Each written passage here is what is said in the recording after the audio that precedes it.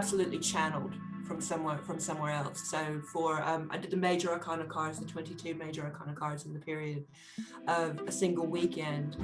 The title of the deck is Blood and Ink, and the strap line is "The Devil Made Me Do It." So that gives you an idea of maybe a little bit what it felt like, what I was channeling.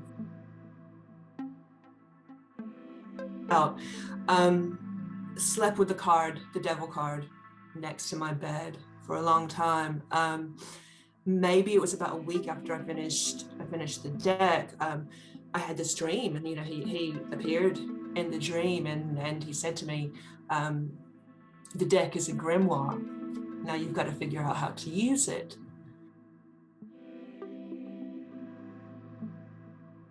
And then it got weird. Okay. Then the woods became alive. The woods, the woods were no longer just the woods. The woods were alive and moving, and just that sense of all of the vines and being part of the ground, and feeling my legs like sinking back into the ground. And I knew in that moment, like if I went further along, that I wouldn't come back. Welcome to the Spirit Box podcast, where we explore mysticism, esoterica, and the world of the spirits, and everything in between. For episode 55, we welcome back Elise Oursa to the Spirit Box to take us through how her work on the Blood and Ink Tarot has developed since she was first on the show back in episode 21. Now, the title of today's program should give you an idea as to the channeled source of this tarot deck. And we'll be discussing how that particular devilish motif came up again and again, both in the deck and in real life, as Elise worked on the project and got it to fruition. The deck is now complete and is shipping, and the weird occurrences that happened, well, they continue to happen to both Elise and some of the people who've purchased the limited edition decks. So if you want to purchase one of those decks, and you might be lucky, there might be a few left, so do check the link below and get in touch with Elise. Now, we also revisit Elise's work with the spirit of cunning woman Ellen Hayward, and we talk about creativity and spirit contact in general. We also get into Coffee and Cards, which is Elise's card group on Facebook, and how it's become a hotbed for card slingers up on the interwebs. So the link to that will be below as well. And in the Plus show, Elise kindly does a card draw for me on the subject of the Fard of Durka, which is obviously a research piece I've been working on for quite some time. And those of you who follow the podcast, or particularly who follow me on the Patreon, will be familiar with that subject, and it was great to have some insight garnered from a deck that has an inspiration that I think is probably a very similar source to the Fard of Durka archetype. So before we get into it, if you do want to get a copy of the deck, do check the show notes below, and I'm sure Elise will be happy to help. Now, if you want to hear the Plus show, then sign up to the Patreon and you'll get the Plus show along with a host of other benefits. And if you like the podcast, you can also buy me a coffee via my Linktree, or the links in the show notes anyway, but via the Linktree on YouTube videos. I'm always interested in people's experiences with the other, from hauntings to shadow people, so if you have a story to tell, then reach out to me, either on Patreon, Twitter, or on Insta. Right, let's get on with the show. On y va!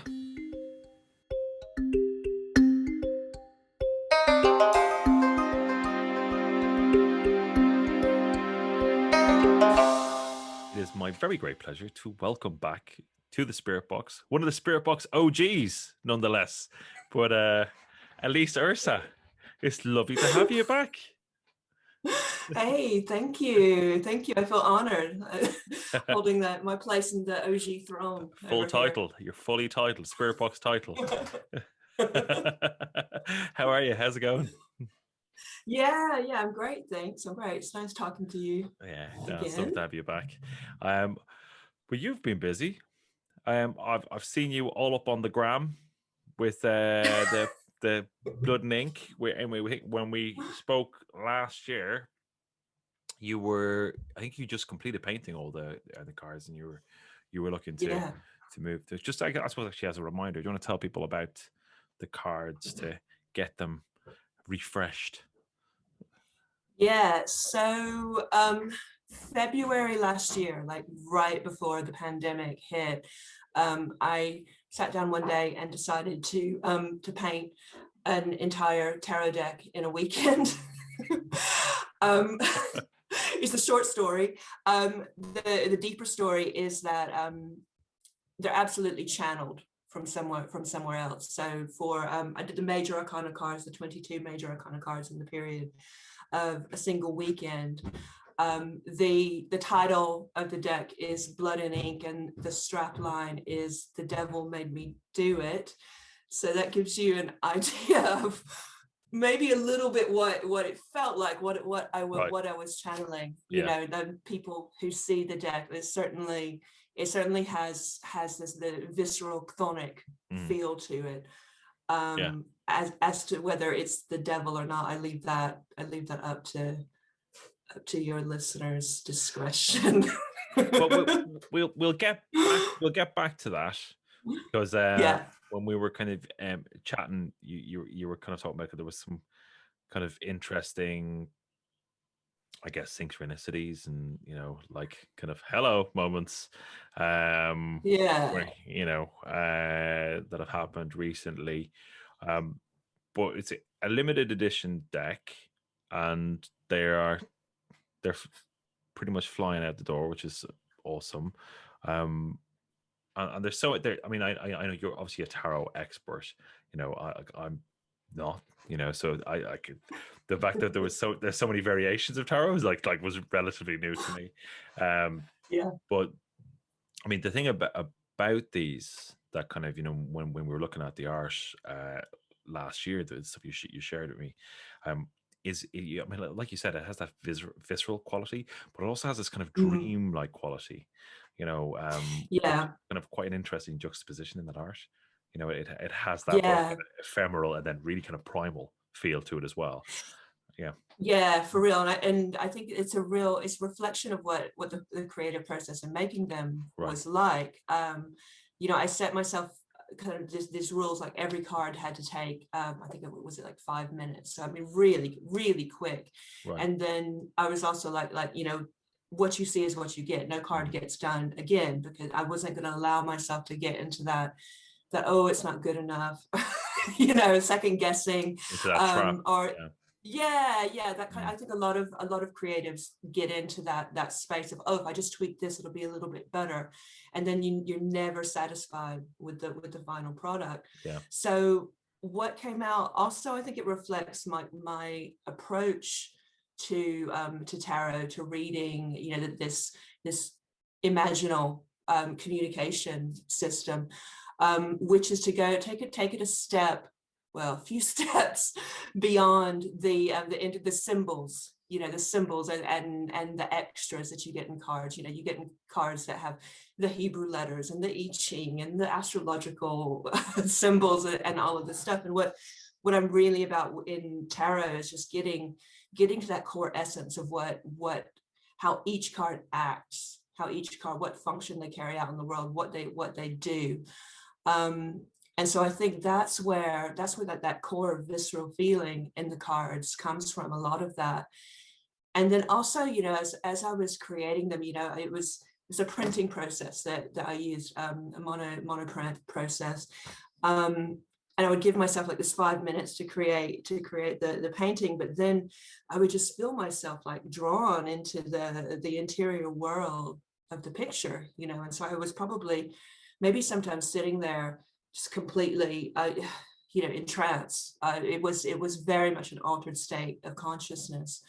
And my memories of what was going on in that space is a bit hazy, but, you know, I remember that this just being taken through the portal of the card into the space it was inhabiting, and a real sense of it just something changing in my being in relation to the card. And I think, yeah, as you say yourself, I think the cards really reflect that journey. And other people, I was just like, it's absolutely amazing seeing how like other people react to them, because they're having that same experience with them. They're using words like, like portal, um, which is very, for me, I think is very apt. They really do transport you to some other place. That's really cool. That's awesome. I've seen a couple of sets turn up on social, Yeah. which is lovely to see. I kind of knowing where they've come from. Mm. I think we discussed this the last time to a degree about that that those moments of kind of fueled creativity, where Yeah. you're kind of a passenger in the screen. Yeah. You're a vessel for this kind of stuff, and like Yeah. I mean, I know it anecdotally. I don't know if it's kind of a true thing or not, but like that kind of urban myth about, well, not it's not an urban myth, it's just a myth of William Burroughs doesn't remember writing like The Naked Lunch, Yeah. Yeah. Exactly. 2 weeks later had a book kind of thing, Yeah. and like it was that kind of similar thing to you, that it was almost kind of, it had a pattern and a flow to it, and you were a part of that pattern and flow. Yeah, absolutely, for sure. I mean, even now when I think back to that period of time, um, what I remember is like yeah, I remember doing it, and I remember being in my house and the whole thing coming together, and people I was sharing images with. But the thing that's really potent for me is just like the feeling in my body, like it was just this feeling. I mean, we spoke about how much alcohol was consumed over this period as well last time. So there's, it's really easy to sink back into that drunken, toxic, I have to say, that drunken, toxic space. But like in my body, it just feels, it feels like this wave that just hit me, and I was part of, and was moving out into the world. It really was something. So I found a WhatsApp message from last year that I sent to a friend, who I was sending him the images and saying, hey, what do you think? And at one point I was going through the thread and I said, holy shit, I think I'm possessed. And he was very kind. He's like, no, of course you're not, don't worry. You've just been overshadowed. It's not a full possession. Fantastic. Well, I think when we actually, I mean, you started a theme on this show, really, because like I think after our conversation, like it really kind of is one of those things, and one of the wonderful things that we get, I get from talking to really interesting and insightful people like yourself is that you get to kind of hear about these experiences and kind of then the observations of the experience,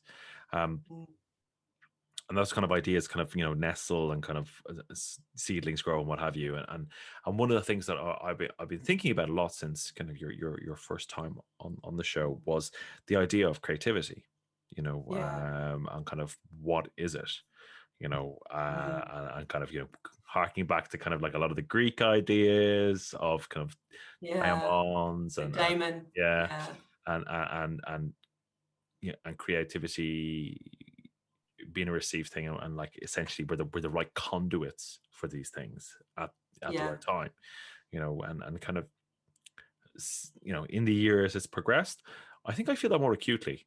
I could definitely kind of have a sense of like, we're kind of just catching things at the right time. That's I've heard a few stories recently about people who had this great people, like personal people, not famous people, had this great creative idea, and they didn't listen to it, they let it go, and then the next week someone they know has done the thing that they had the idea for, Yeah. So that very much is, the creative daemon knocks on the door and you either open the door or it goes somewhere else. Yeah. So I think a lot of this is just saying yes, whatever it is, yes. Like, yeah, let's and there has to be a certain level, I think, in that saying yes to a creative daemon. There has to be a certain level of either foolishness or self-knowledge, like knowledge of your capacity and what you can handle and what you have to handle, because it's not easy process. These things are not easy processes. It takes a toll, and you have to be able to filter it through. You've still got to feed the kids. And yeah, totally. Yeah.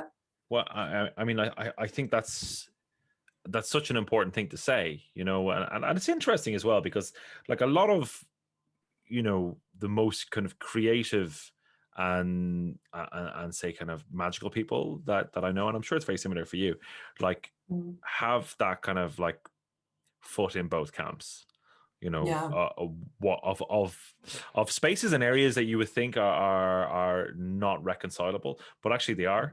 These things aren't kind of contradictory, that you can go, do you know what, I've got direct debits, the mortgage goes out, the rent goes out on the 1st, and at the same time I can be, I can't be covering myself in black paint and chanting in the mirror, and I cannot drink a bottle of whiskey and channel tarot deck tonight. Got the school run in the morning. There's this great anecdote about Tom Waits, isn't there? When he's driving in the car and starts getting the song starts coming to him, and he just he just says to the creative daemon, he's like, "What the fuck, man? I'm driving. Can't you see? Come back later."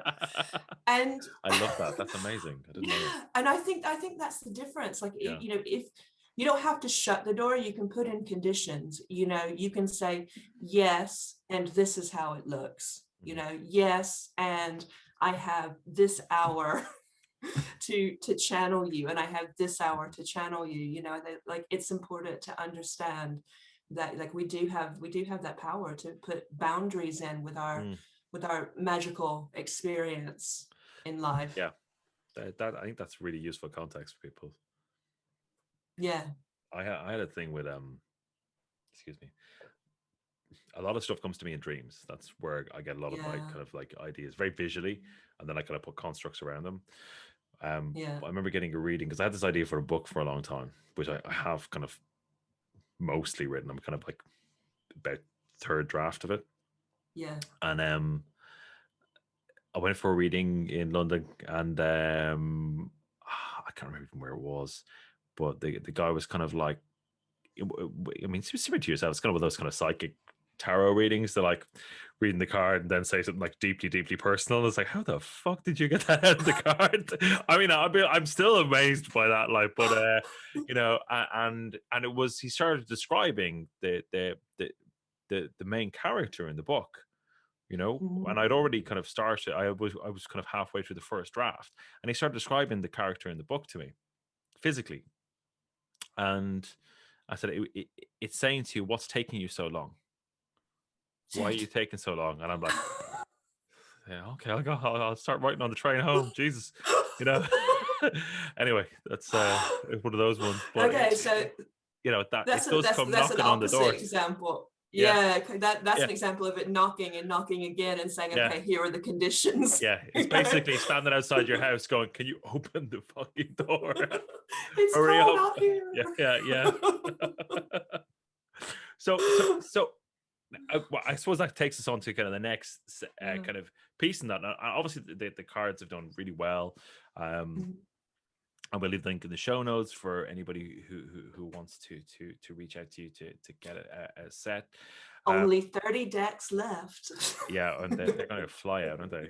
There's not much left. They're going. But you've spoken about how you feel that it has this connection to the kind of the devil, and well, I'm gonna let that hang. But there's been you've had some kind of follow-ups on that. some, I guess, qualifying moments one might describe it as. Yeah. Okay. So the first thing, it was always evident to me that something pretty dark and powerful was driving this. And doing the devil card is one of my favorite in the book, because I like doing that card. I mean, I really got into this energy of like, like this like the power behind if I'm in the OG throne, the power behind that OG throne. And yeah, I just dug making that card. I loved it. And then I came up with the catchphrase, the devil made me do it. And kind of sat with that over the years. It took me a year to actually get the things out. Slept with the devil card next to my bed for a long time. Maybe it was about a week after I finished the deck. I had this dream, and he appeared in the dream, and he said to me, the deck is a grimoire. Now you've got to figure out how to use it. Okay, so you can see, yeah, wow, yeah, yeah, totally. That's incredible. Wow. Yeah. So there was a series of dreams over the year, and I've just been, the way I've been working with them mainly is I've been journeying with them, doing visualizations with them, going into light trance vision, channeling them, talking to them, using them in my magical practice as well. So so it's been like this whole year of the devil made me do it. I get I did like pre-orders for the first edition, and I knew I had to sell a certain number of pre-orders in order to pay for the print run. Did that, no problem. So the day comes when you've shelled out all of this money for all of these decks. The decks get delivered, in these boxes from the printer. I'm opening them up. Open the first box, and there's one card that has literally I guess it's come off the printer wonky, and it's got this huge crease right down the middle of it. What card was it? The devil. It's like, oh shit. So I pull out the next deck. Same thing, same card. It's the same thing and the same card for the next 6 decks. Wow. And it's no big deal. Like the printers have replaced them, but so now I have these 6 creased devils, and I'm like, wow, that's something. I Googled the word creased devil. There's a poem. I can't remember the poet's name right off the top of my head, but if anyone else Googles it, it's just this beautiful poem that ends with this turn of phrase about the devil's crease. I'm like, wow. Like, not even a famous poem, I don't think. I know one that I know of. So since then, the decks are ordered. They start going out to people. The first thing I got people messaging me a couple of days later. It's like, wow, I opened the deck. You'll never believe this, but I've gotten 3 gifts through the mail that I didn't order. Just like, so one person tells me this is like, okay, this is weird, whatever. Another person tells me the same thing. A third person tells me the same thing, and it starts to get like, okay, it's a bit funny. Yeah, but there is a backstory to that, because I don't know if you remember, like in lockdown 1, I had this thing where my day job, my clients were they were just giving me things. So every Friday I would have like gin delivered to the door, or just random things. And so it almost feels like that act of magic that I created with my clients kind of transposed onto the deck and to these other people. But then back to the devil. So I deliver the deck to a friend, hand deliver it to his house. I'm coming out of the driveway. This is in Golders Green. It's not like Camden or somewhere exotic in London. It's just like, it's a nice neighborhood, Orthodox Jewish neighborhood. This man's walking down the road, dressed head to toe, bright red hat, floor-length cape, shiny red trousers with devil horns. So the devil is like literally walking across my path. Wow. After I've delivered this deck, there's another one. There was another one as well. What was it? But that's also like I've lost it. In London, now with it's not exactly a live London. It's empty London. No, it's not. Yeah, it's not like it used to be, is it? Yeah. Camden Town, the last year and a half ago. Yeah, whatever. It's the devil. Yeah. Yeah, totally. It's a different landscape. That's remarkable. Yeah, and it's like none of it is. It's all just little things. People just feeling. Something has changed when they received the deck. I had one person, she opened it and she was like, "Oh, holy shit, I had to put it away. It feels not safe."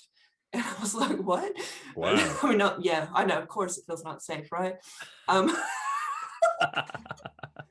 She's like, "No, like, don't get me wrong. I love it. I just like, I just need to save it for the right moment."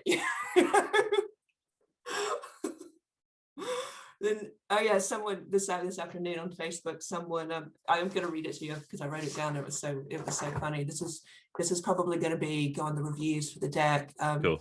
She described it as kind of like a guy who you meet who is major trouble and he smells really good and you're not sure if it's cologne or unwashed flesh, tobacco, whiskey, or dead things.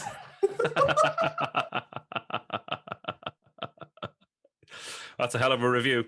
I like it. It's a hell of a yeah. Best one ever. And in terms of kind of when you had that dream and when that really potent thing was said to you about it, it's a grimoire. Now, I'm really asking selfishly, just because of kind of some research that I've been doing. Yeah. What did he look like? He looked dark. So he didn't look like my card. It was a dark kind figure. Of a dark figure. I wouldn't even say there was any distinguishing clothes. I mean, shadow figure mainly. Right. Yeah. Even the facial features weren't particularly. It's just kind of black, shadowy. Yeah. You're collecting data of dream people. I mean, it's correlating. To be fair, with kind of figures that I'm picking out in kind of fairy lore and in folklore. There's a kind of recurrent theme, and it's actually quite robust. That I've been kind of researching through the Irish folklore collection, looking for references to this characters, but they kind of exhibit the same type of characteristics. I'm sitting on my I'm saving my good shit for Okay. I'll tell you after we stop recording. Yeah, you save your good shit for the right moment. And in terms of the feeling when you were interacting with him, like, was it? I'm going to ask. I want to kind of propose a feeling. What did it feel like? Yeah, so not scary. I mean, just like powerful, strong, heavy. Again, like this kind of, like this current of wildness. Like I don't know, like if you've ever experienced this when you're in the woods or somewhere, all by yourself, and it's like these moments where you could very well die in the woods and no one would know where you were, but you really like it's a liminal space, and you're close to that wild, that again, like I said before, like that that comes from deep somewhere in the earth. So it's that, not almost animal-like, but not animal-like. Doesn't really, it's bigger than that. And that whole thing about like animal-like, it kind of suggests a lack of intelligence, where this is the direct reverse. This is like Yeah, highly, no, exactly. Yeah. It's highly, like, bigger. yeah, In terms of, like, if you're gonna, to people who work with spirits and stuff, if you were gonna equate it to like how it feels when you interact with other spirits, more along the largeness of like angelic, but complete different frequency, if you I guess if we can use that term. So I experience spirits, like, in terms of how organized they feel, and so this was of, the largeness or the complexity of organization, like you might experience with something that's angelic, but not. Yeah. Yeah. Was that like, with that angelic thing, people talk about like that frying feeling, that kind of like you're going to get fried by angelic energy, but this was, you kind of talked about that, it's like a power feeling from this. Yeah. Cool. Yeah, absolutely. Cool. So what I've done, it's a little bit of a secret. With this first edition, the limited edition deck comes with a sigil, that I've hand painted one to go out with every single deck. Oh, beautiful. And that sigil was derived actually from the images of the cards. So I sat down with the cards and I said, okay, well, what do I need? I wanted to create a sigil that opens the portal into the secrets of the deck, into the mysteries of the deck. And I said, what do I need to make this sigil? And so it gave me 3 cards. And so the sigil is, I won't tell you what they are because it's a secret. But the sigil is an amalgamation of different aspects of those 3 cards, right?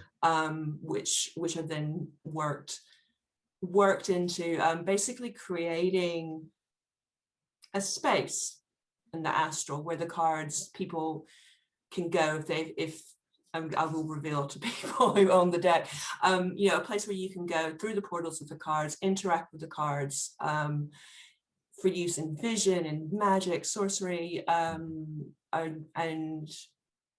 just to discover what's there, really.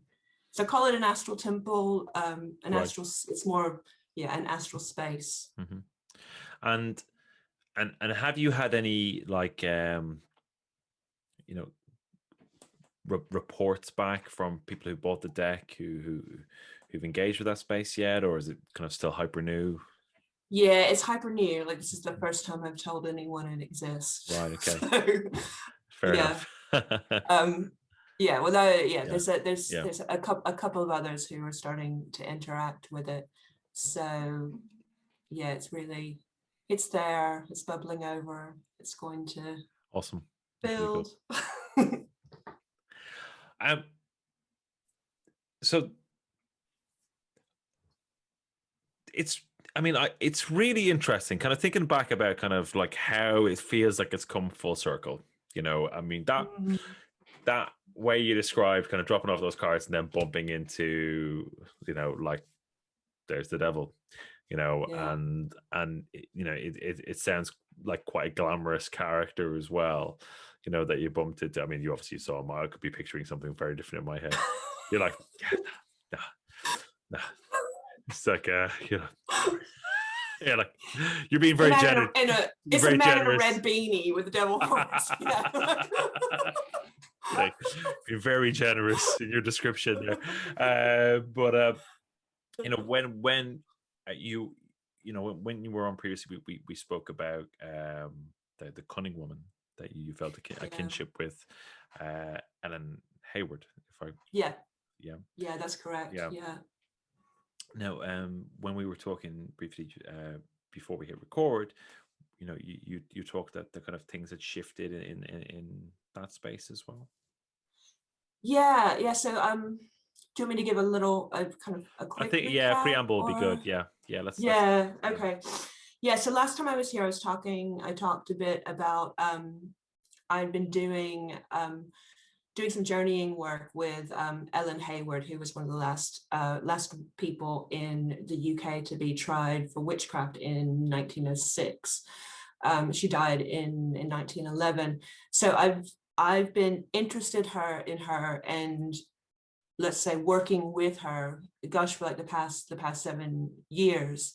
And she, she was a wise woman and a herbalist in a small town in Gloucestershire, in the Forest of Dean. And this is an area an area of the country where I felt like a deep kinship to this area ever since I first went out there. So I've been working with her for a number of years. And I think, last time I'd spoken to you, what was that? It was 2020. Yeah.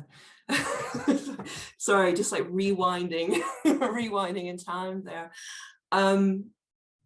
In 2019, I went out to the area and I spent a month by myself. It's on the Welsh border, like in the Wye Valley, Forest of Dean. She was from Cinderford in Gloucestershire. I spent a month out there, like, and my intention when I went out there was to contact her, to get real, like, clear spirit contact with her, and to perhaps have petition her as a tutelary spirit, like to receive her guidance.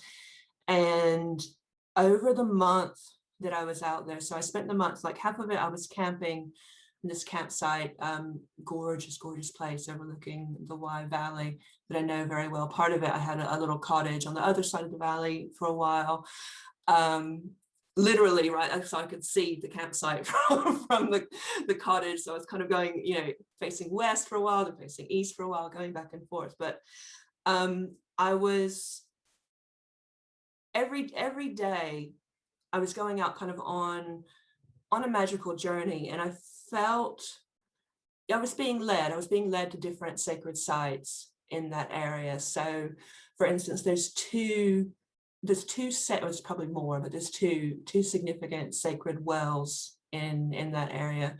One is called the Virtuous Well, which is up in Trellick, and the other is St. Anthony's Well, which is down near Cinderford, where Ellen was from. So these are two of the places that I was led to. They have very, very different energies. Like the Virtuous Well was originally associated with a Celtic goddess, and then was they got rid of the Celtic goddess and dedicated it to Saint Anne, as they do with these things. But it's it's this gorgeous little thing. Like you kind of climb in down to it, and you can sit, and there's a little votive space, and there's still offerings. There was Bridget's cross in the little opening for the offering. So it's a place that's used. It's a place that people are still coming to and still using it as a sacred site. Okay. And St. Anthony's Well, it's very, very different. Like it's a pool. I climbed into it. You climb into it and you bathe in it, icy cold, coming out of this hill. And it's St. Anthony, the crazy one who had visions of demons, not the other one. Yeah. And it's in a really dark place of the woods. So there was part of the journey where there was something I knew that there was something that had to happen with the water, the two waters kind of being mixed. It was all, at the time it was really like, okay, Elise, you have to do this, go do this, and I would go do it. So it was about collecting the waters from the two wells, bringing them to her grave, watering the grave. I planted flowers there. There's other sacred sites in the area. There's a couple of huge kind of monolith stones, one called the Buck Stone, and there's a lot of folklore and mythology around this about how the Druids used it. And then there's a bit, the Druids used it for sacrifice. There's all kinds of stuff through history, but it's basically like this great big huge stone that sits on top of this outcropping that is balanced on a really, really tiny fulcrum. And it's like, holy shit, how has that stayed like that for this long? So going to that site was part of it as well. There was May Hill, which I think is in Herefordshire, maybe, because all that, this border area is kind of all melds into one. there was a significant part of Ellen's life where she was called out to Mayhill because she was famous. She was famous in the area as a wise woman, as a herbalist. She was called out because a family named the Markeys had they'd lost, someone had stolen £50 from them, and so she was called out to try to figure out what was going on. And in the newspaper reports today, it says that she asked the father to look into a crystal, and he would see the person who stole the money. And he's reported to have seen a family member. And then unfortunately for Ellen, what happened was the entire family over the period of a couple of weeks just start going insane. And 5 or 6 of them end up being committed to asylums. One disappears for a period. This is glossing over the ins and outs of the story, just so you get the picture.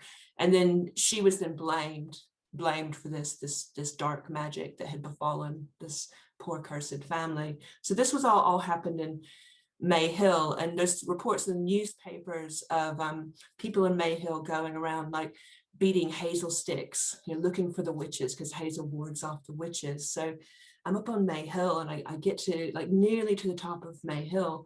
There's like the biggest hazel tree I've ever seen. I mean, immense, like the size of an oak. I don't know how old this tree would have to, like hazel tree would have to be that big. But the voice comes to me, and the voice is like, yeah, this is her tree. This is the tree where they cut the branches to ward her off. This is completely unverifiable, like obviously. But yeah, so I guess the point of the story is that, I'm visiting all of these sacred sites. At one point I Google, I'm like, okay, like where's this going? I Google ley lines. I find some guy who's done a lot of examination of ley lines in the area, and he's drawn an alignment straight through all of the places that I've gone to. I'm like, wow, okay. You like, to the way I was visiting them wasn't on one straight road or anything like that. It was just here and there and driving all over the countryside. But I was like, okay, obviously we're on to something here. And that alignment also goes very close to the cemetery where she's buried. So stop me if I'm going if I'm going too far. No, go for it. So you get to the, I guess, like, okay, let's call this the penultimate night. I'm like, okay, man, I've got like 3 more. I've got a kid. It's rare for me to have a month to be able to do, like, I don't know that that's ever happened. So it's like, we've got 3 days left, and I was in this space where I felt like, man, I haven't achieved what I came out here to do. Like, the voice isn't clear, the images aren't clear, it's just like a mess. I drove into a ditch, the car nearly fell over, and it's like crazy stuff going on. And like, okay, Elise, like, get it together. So it's what was the moon? Was it full? Was it near? The moon was significant. I can't remember which end of the spectrum it was, right. But luckily it was significant because that was the time that I had available. So I go to the cemetery that night, and like witches and sorcerers always talk about working in the cemetery at night. What they don't tell you is that sometimes cemeteries have pubs on the other end of them, and they're not necessarily empty places, cemeteries at night. So the cemetery, there's like people coming and going for hours. You're like, look, I'm trying to do some fucking necromancy here. Can you guys just no? But anyway, so we get, I had a way that I was going to do what I was going to do, and open the space. The wind starts picking up. I ended up, so I lay down in her grave, right. And I'm sure there's plenty of people that are like, what the hell do you think you were doing, Elise? I lay down in her grave, and I found that her grave fit me exactly. Right. Because there's little, there's little brick surrounds, and I just lay there and traveled and journeyed, and we reached a point. There's huge cypress trees in the cemetery, so they're kind of like, I can see the night sky and the cypress trees, and I reached a point where it was as if the cypress trees were kind of closing over my vision. So like the lights were completely going out. And we stayed there a while, had kind of like a pinprick of the sky. And this is one of these like really difficult things to explain. Something happened, okay? Something happened, and there was a release, and it was time to go. Okay. I can't really put that into any greater words. So you drove back that night. I was like, thank God I made it. I don't know how I made it back, really. And then the next night I was on the campground, and I'm like, okay, this is the last night. It's this campground on the hill in the forest of Dean, and lit a fire, went into ritual, went into vision with everything that had happened the night before, and it was like in that space where I made this contact, where she was there, but it wasn't her as all the newspapers. It was her as a young person, this young person, kind of full of like life and curiosity and hunger and desire and knowledge, and just really like delighted to be full of life. And that was shocking to see, to make contact with someone who you've been envisioning in a certain age, a certain space, a certain demeanor, and then they come through in a different way.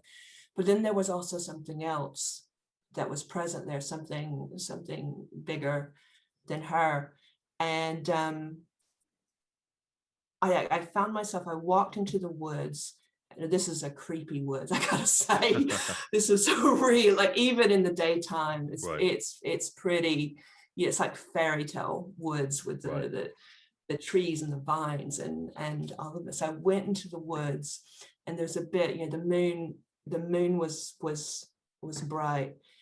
And I do this thing like when I'm walking, where I just sink into the, like, following my feet and following the energy of the land. And I was led a little ways off the path. I've got a photograph of this, and it's a tree, and it's got this big hollow in it full of water. And it looks like a baptismal font, I'll send you the picture. So I did the thing which probably loads of people are going to say, Elise, why the hell did you do that? I took a sip of the water.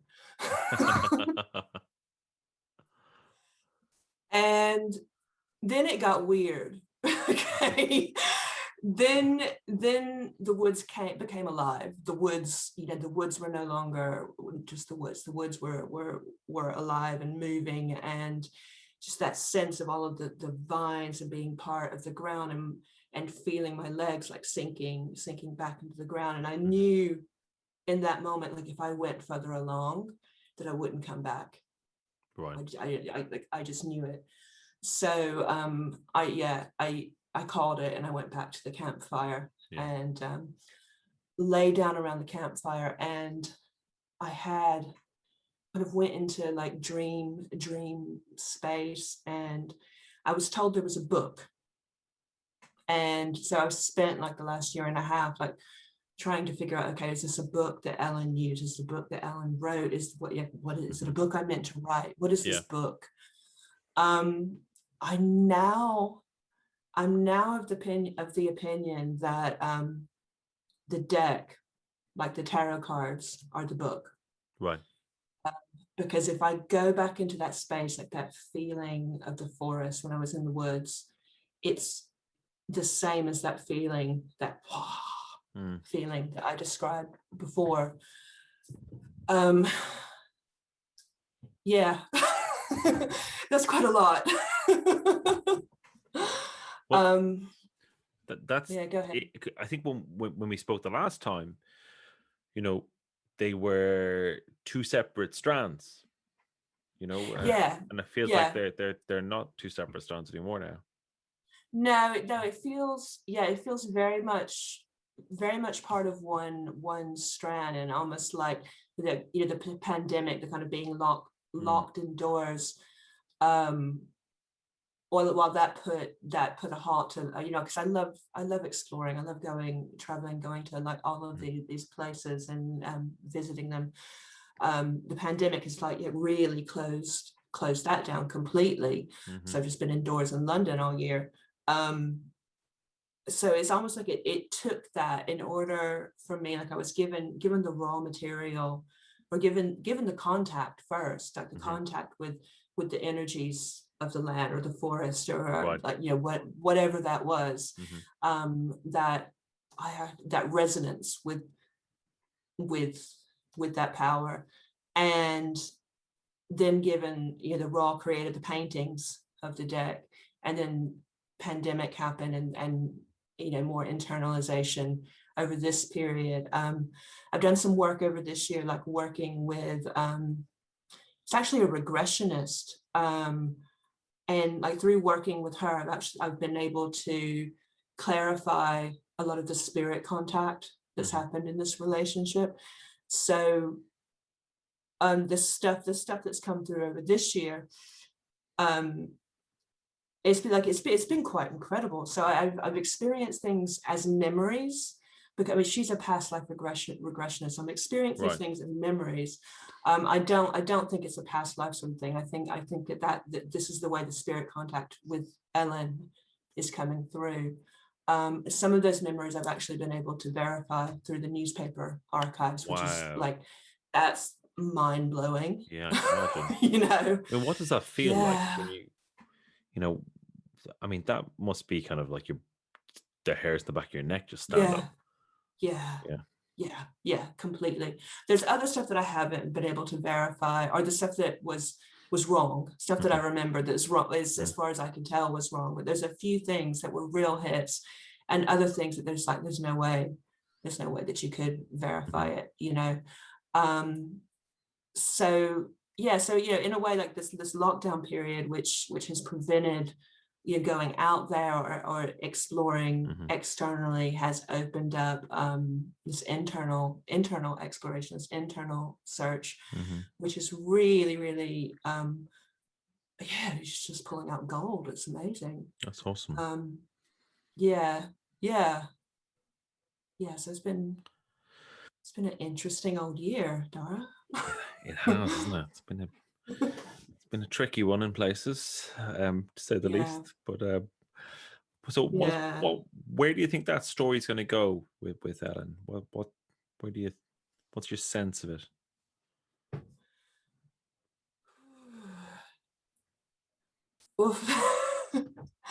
I mean, like I was thinking for ages, okay, like I need to write a book. The thing is, like, I'm not a historian, so like I don't think it could ever be like a historical book. I don't have the rigor for that sort of writing. At the moment, like that story, it is what it is, and it's kind of more of like a developing spirit contact. I mean, like at the moment, what she's saying is there's this awful museum in the area, Little Dean, what is it, the Museum of Crime and Punishment or Horror Stories or something like that. It's the old jailhouse in the area, and they had this absolutely horrific display about her life and about witchcraft and all of this stuff. So at the moment, she's like pissed off about that, because she wasn't a witch, and this is she was a herbalist. She was a wise woman. This is very completely, like it's just completely different strands. Yeah, it's like, total misrepresentation.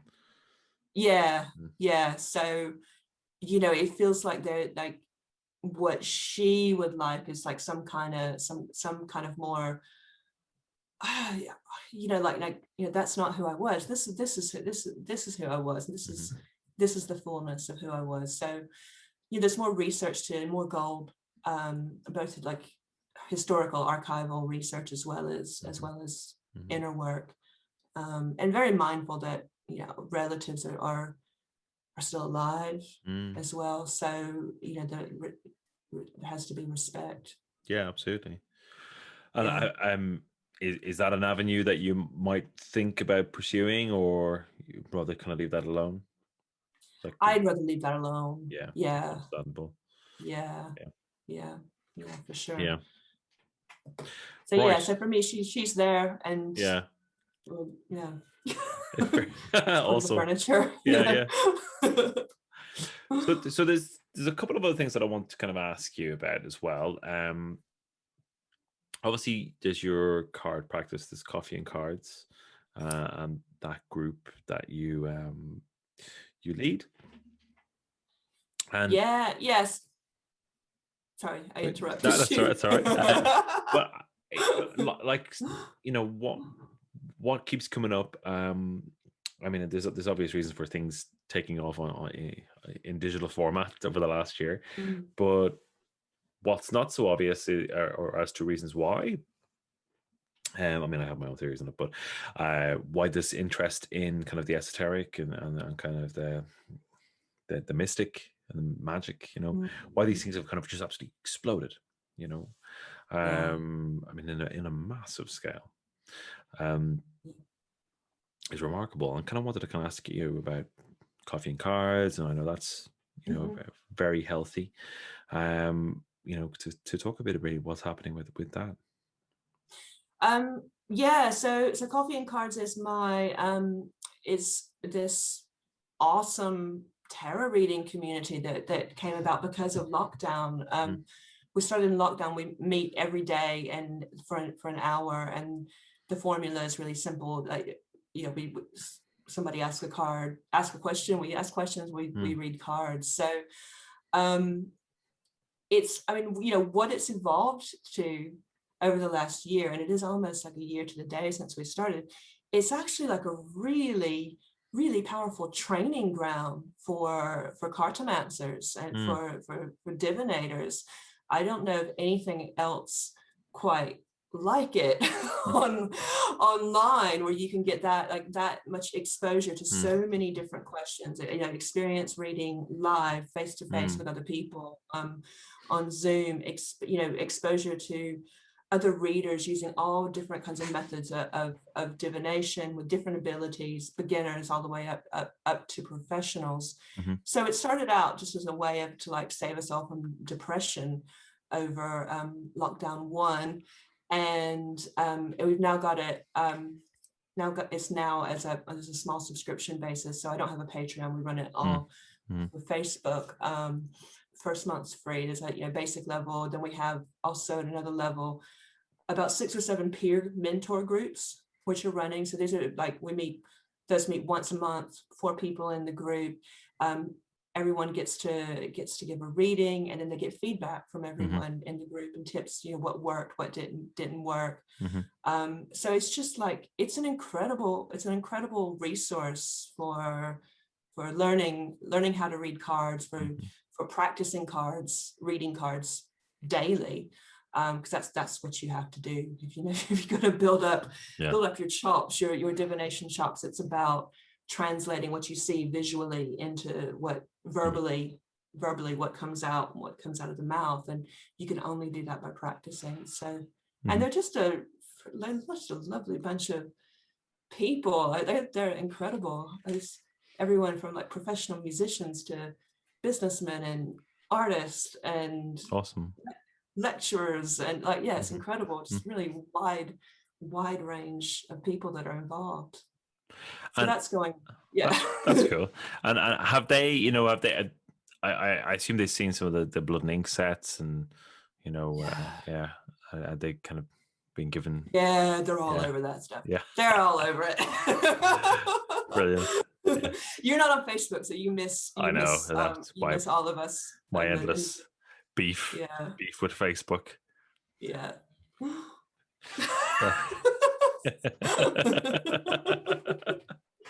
For those of us who've sold our soul to Zuckerberg, like, you know, this is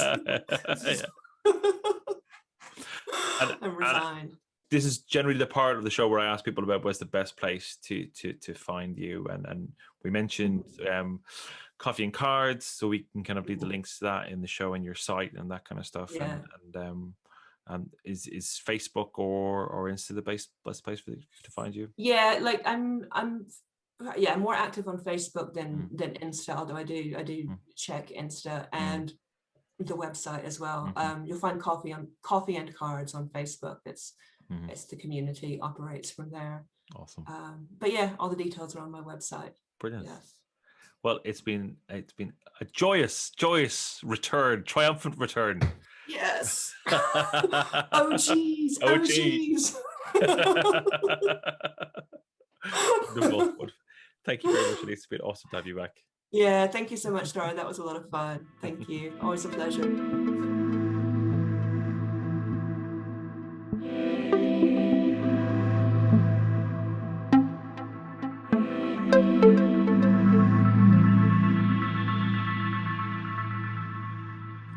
Okay, that's it for today. I hope you guys enjoyed that. Do check out the show notes for Elise's work online, and I'm sure you can get in touch if you want to pick up a copy of the Blood and Ink Tarot. That's it from me. Talk soon. Bye.